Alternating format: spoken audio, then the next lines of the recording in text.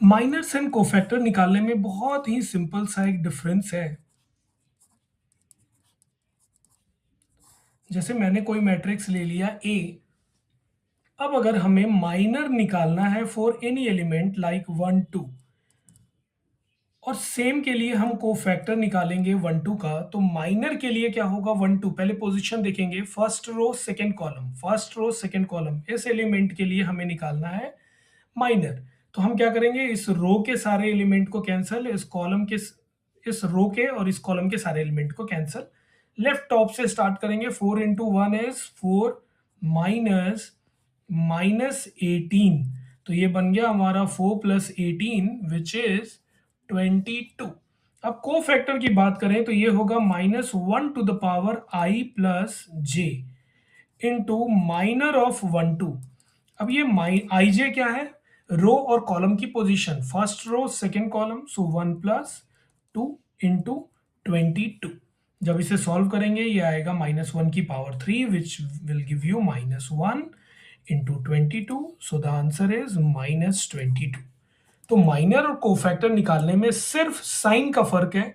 Cofactor के लिए हमें ये चीज ऐड करके चलना होगा, -1 to the power the position, जो भी पोजीशन है उनका सम।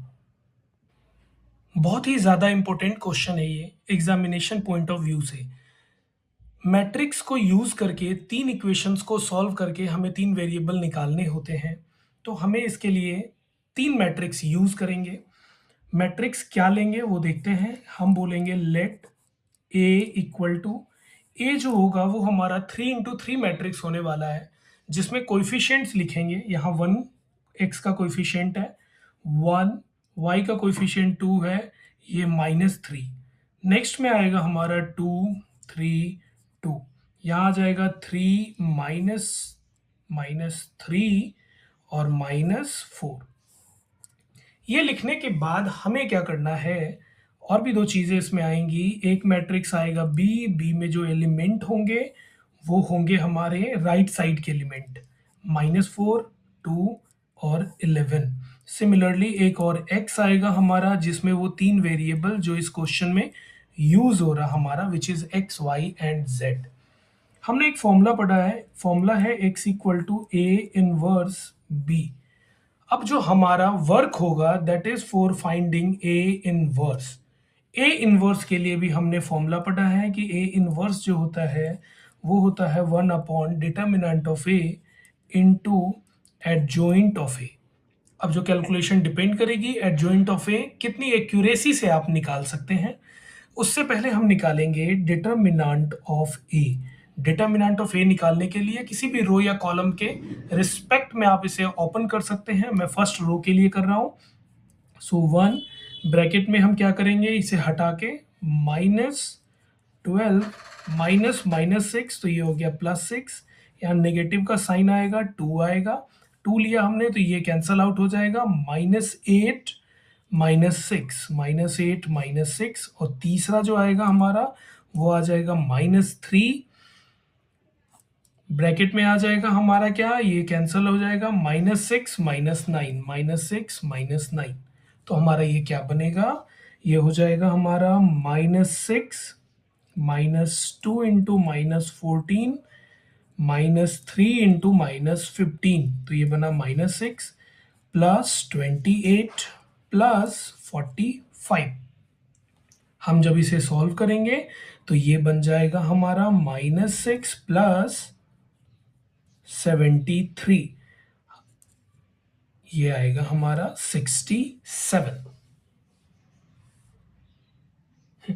67 हमारा आ रहा है मॉड्यूलस ऑफ ए की वैल्यू। अब जो हम कैलकुलेशन करेंगे that is for adjoint of A. Adjoint of A निकालेंगे तो एडजॉइंट ऑफ ए के लिए हमें क्या करना होगा, सारे को फैक्टर्स लिखने होंगे हमें 1 बाय 1। तो हमारा यहाँ पे को फैक्टर लिखेंगे, ये ध्यान से करना होगा थोड़ा हमें।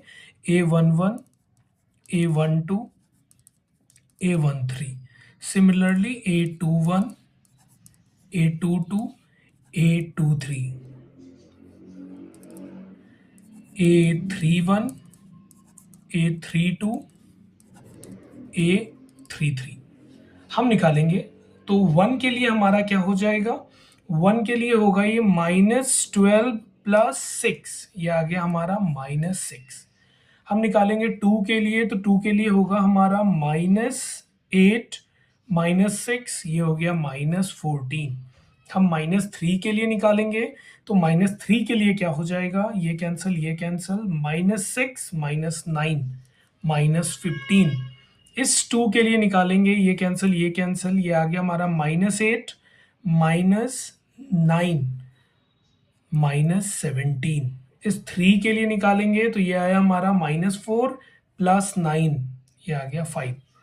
इस 2 के लिए निकालेंगे तो ये आ गया हमारा -3 -6, ये आ गया -9। अभी हम माइनर्स निकाल रहे हैं, फिर उसे कोफैक्टर में कन्वर्ट करेंगे साइन को चेंज करके। फिर 3 के लिए निकालेंगे तो ये हो गया 2 2 ज़ा 4, 4 प्लस 9 इज 13। -3 के लिए निकालेंगे तो ये हो जाएगा हमारा 2 1 ज़ा 2, 2 प्लस 6 इज 8। -4 के लिए ये कैंसिल, 3 -4 इज -1। ये माइनर्स है।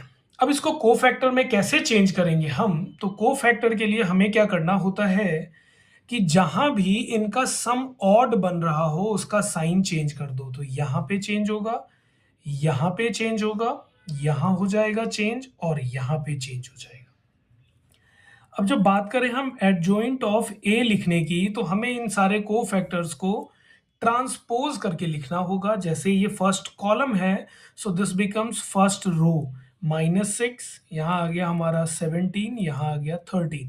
सेकेंड कॉलम सेकेंड रो बन जाएगा हमारा, यहाँ आ गया 14, 5, -8। थर्ड कॉलम थर्ड रो बनेगा, -15, 9 और -1। डिटर्मिनेंट ऑफ ए भी हमने निकाला हुआ है। अब जो हमारा फॉर्मूला है कि x equal to A inverse B, यहां से हमारा ए इनवर्स क्या हुआ, ए इनवर्स के लिए हमने फॉर्मूला लिखा हुआ है। तो ये क्या बनेगा, ए इनवर्स हो जाएगा 1/67। जो डिटर्मिनेंट ऑफ ए की वैल्यू है 67, इस 67 को हम यूज कर रहे हैं। 1/67 into adjoint of A.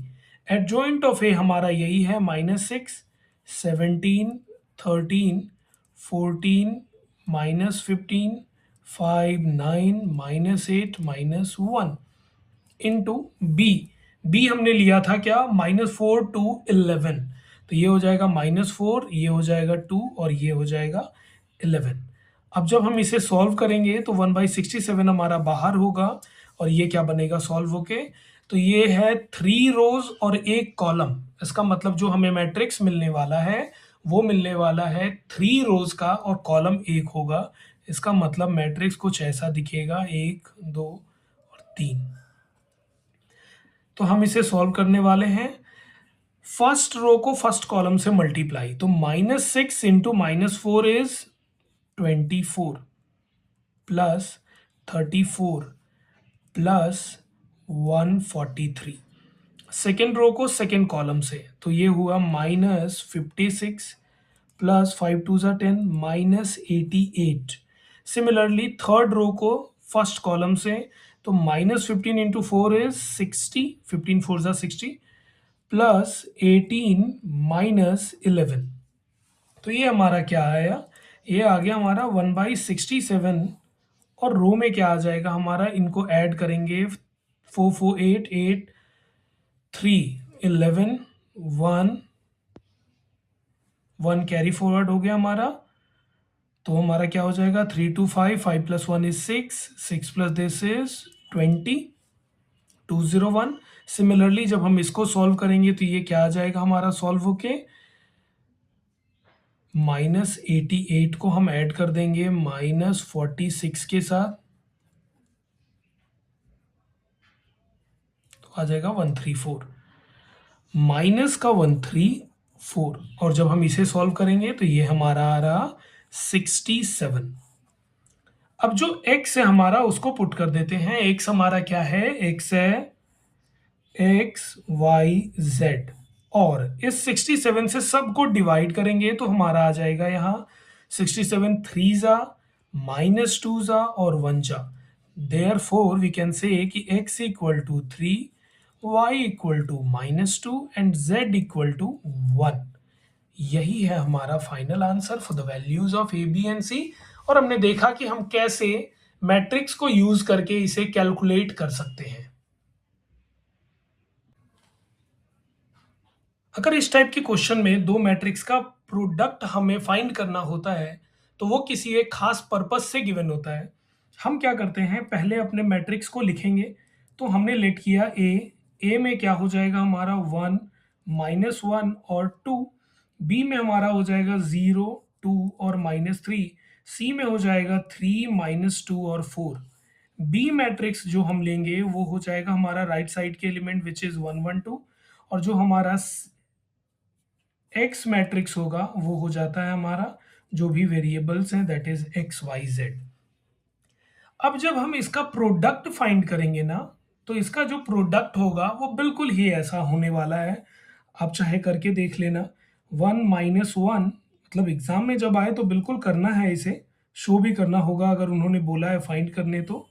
This into product -2 0 1 9 2 -3 6 1 -2। जब आप इसे सॉल्व करेंगे तो जो आंसर आएगा वो आएगा हमारा 1 0 0 0 1 0 0 0 1। This is identity matrix. अब अगर कभी भी दो मैट्रिक्स का प्रोडक्ट आइडेंटिटी मैट्रिक्स आ जाए तो एक रूल है जो हमें बिल्कुल पता होना चाहिए। और रूल क्या कहता है कि if A into B equal to identity matrix, therefore A inverse equal to B and B inverse equal to A। अब इसका मतलब क्या है कि जो A का इन्वर्स है वो है हमारा B मैट्रिक्स। मतलब अगर हम इसे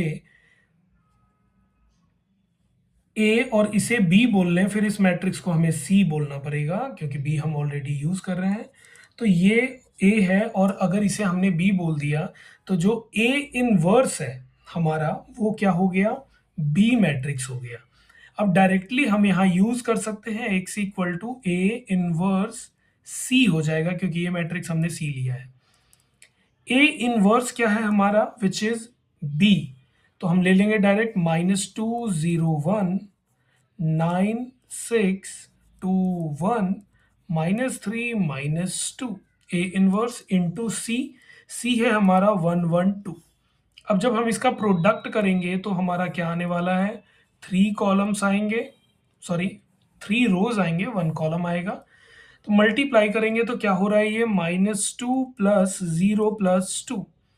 नेक्स्ट में करेंगे 9 1 जा 9 प्लस 2 -6। लास्ट करेंगे तो 6 प्लस 1 -4। तो हमारा ये आ क्या रहा, ये आ रहा हमारा 0 5 3। तो जो x y और z की वैल्यू है वो हो जाएगा हमारा x, therefore x equal to 0 y equal to 5 and z equal to